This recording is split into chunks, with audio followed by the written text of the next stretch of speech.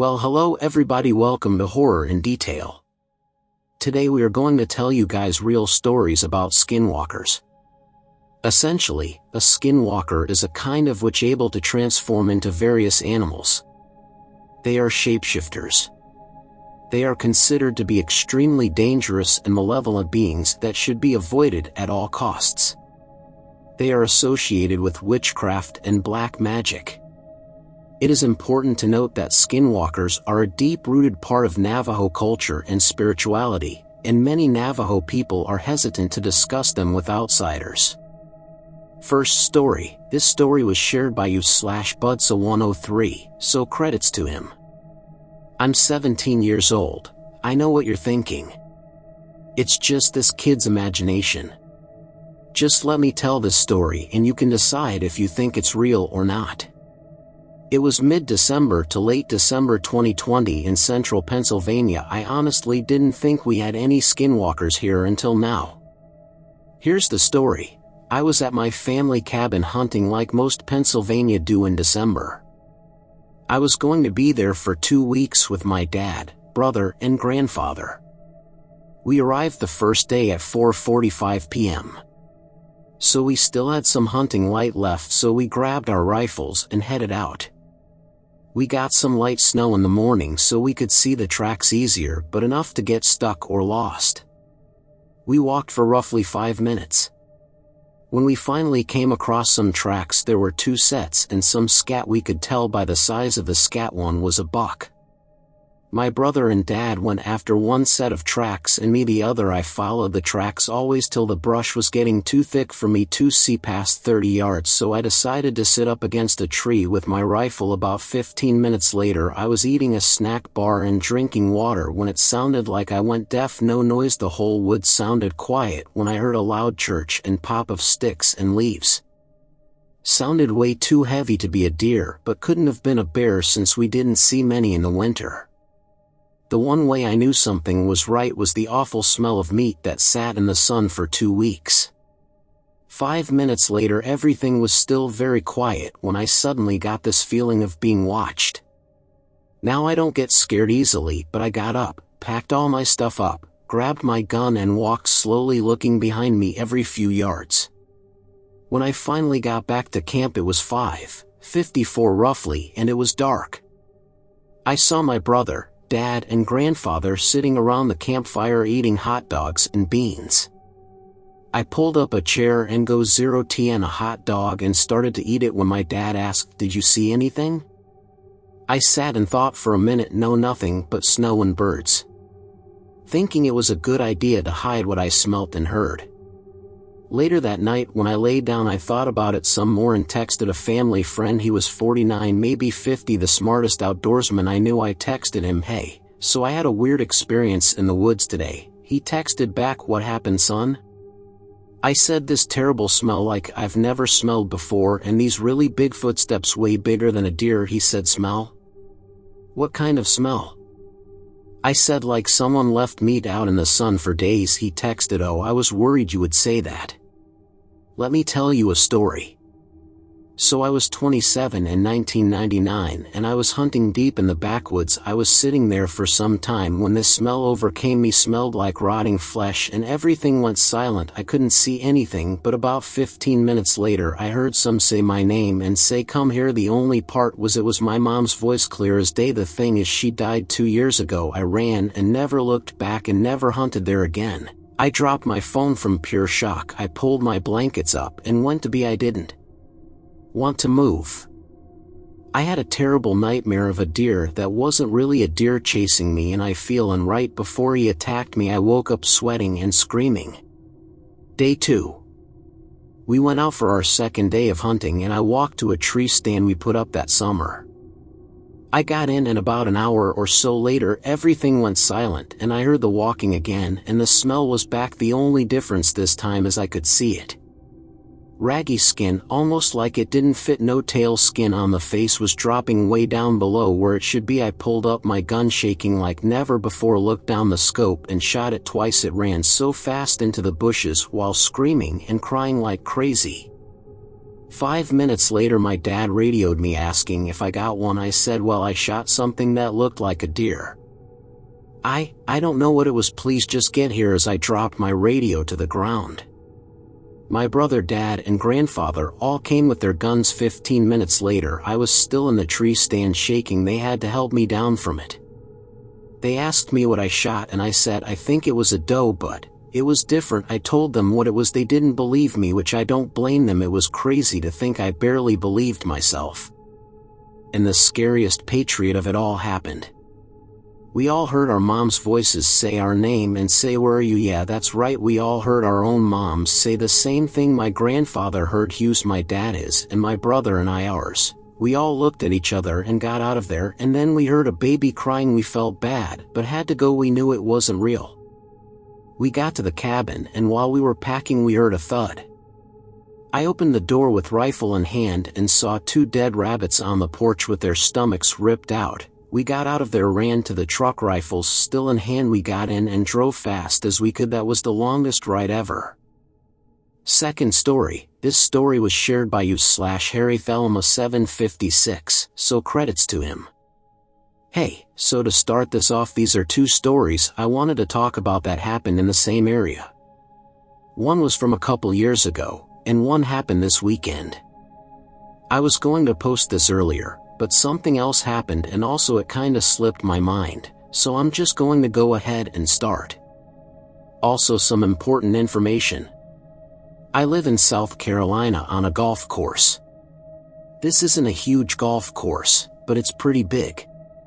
It's also surrounded by woods, and there are big patches of woods out on the course. These are where my 2 encounters take place. This took place around 2 years ago. Every weekend, my 2 friends used to come over. Their names are Jacob and Zach. They are brothers, and basically the same age as me, so we hung out all the time. To get around my small town in South Carolina, we mainly just rode bikes, since that could get us around before I got my license. Now, my parents would let me go out at night with them to bike, but she didn't want me to cross the street, so we mainly stuck to the golf course at night. Now, we had recently discovered a graveyard on the golf course, so we decided to head there just to freak us out because we were bored. So, we got our bikes out and made our way there. Once we were on the course, we had to get off the path and ride on the grass to the graveyard. We were riding, then Zach came to a complete stop. Me and Jacob then stopped too to see what was wrong. He then said, "Hey, let's go back, I don't feel like going anymore." Me being the stubborn person I was, persisted that we kept on going, but when I looked at him I could tell that he was serious. We headed back, and I asked him what happened. He wouldn't respond. We eventually got back to my house, and went inside. I asked him again and he finally told me. He said that he saw a skinwalker. We all knew what a skinwalker was, but didn't know too much about them and really weren't all that interested in them. I honestly believed him because we biked all the time, and never had I seen him want to go back like that. He told us that he saw a large slim figure standing on 2 legs, almost hiding behind a tree. We didn't go out again that night. The entire experience that night really didn't scare me at all, but probably because I didn't see it. But this next one haunts me. Saturday night, my friend Tucker spent the night at my house. It was his first time spending the night, so I wanted to have some fun and show him the golf course and all the good times we had there. That night, once it got dark, I took him out there and we walked around while I told him a bunch of stories. Now, after we got done with the fun times we had, I started to take him to the graveyard, which I did because we needed to have some fun being scared. As we walked that way and we were nearing getting there, I saw it. It looked like a coyote, but I knew it wasn't. The first thing that popped to mind was that one famous picture of the skinwalker on all fours walking, because that's what it looked like. It had that weird hunch in its back, and if it stood up it looked like it would easily be over 6 feet tall. It was walking perpendicular to us, from one tree to another. It reminded me of a coyote so much that I was debating whether or not it really was one. But in my head I knew what it was. I stopped dead in my tracks, turned around, and told Tucker that we had to go. Tucker was already paranoid, so he wasn't hesitant to go along with it. When he asked what happened, all I told him is that I saw a coyote. My heart was pounding the entire walk back, but I was just trying to keep my composure.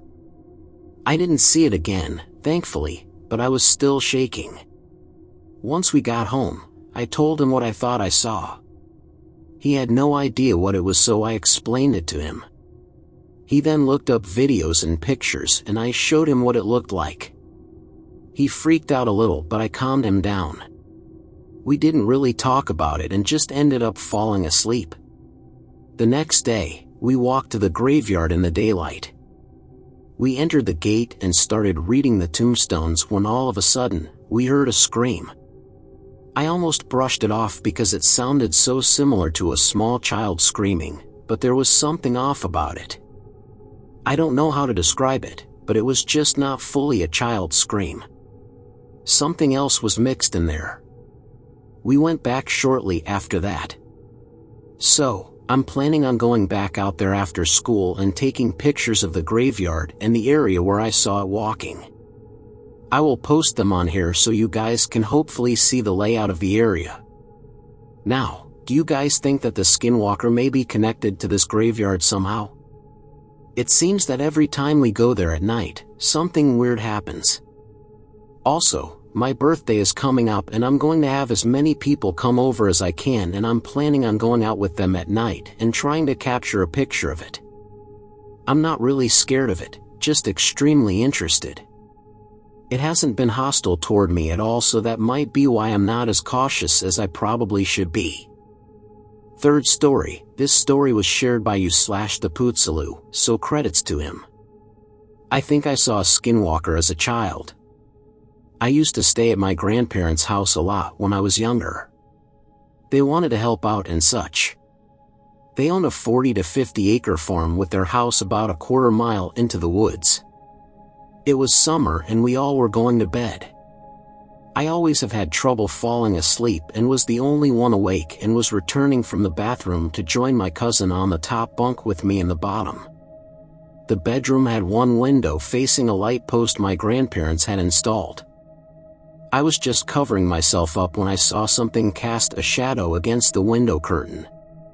Once, then twice. It was fast, but I could tell there was something moving outside. I crawl out of the bed hugging the floor, already scared. I was about a foot from the closed curtain with my eye just above the window sill.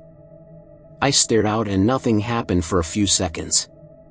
Then I saw a figure cast a shadow onto the curtain. It looked like a big dog head. Long snout, tail, pointed ears. It stopped perfectly center of the window frame, then slowly turned its head to face me. I froze, but it then raised up a few inches to show its shoulders. I can only describe it as a wolf head on a human body. It turned away and moved on. People said I was young, it was only a nightmare. It was, and I remember it too vividly. I forgot to mention that this window was about 5 feet up from the ground. It was my mother's old room as a child, and when I asked her if she ever saw anything, she paused for several seconds, began to speak, shook her head, and stuttered out a no. She knew the folklore and refused to speak, and we dropped it, but I knew why she responded that way. Thanks a lot for watching the video till the end. Subscribe to our channel Horror in Detail. Drop your opinions/suggestions in the comment section, and like the video as it helps with the YouTube algorithm.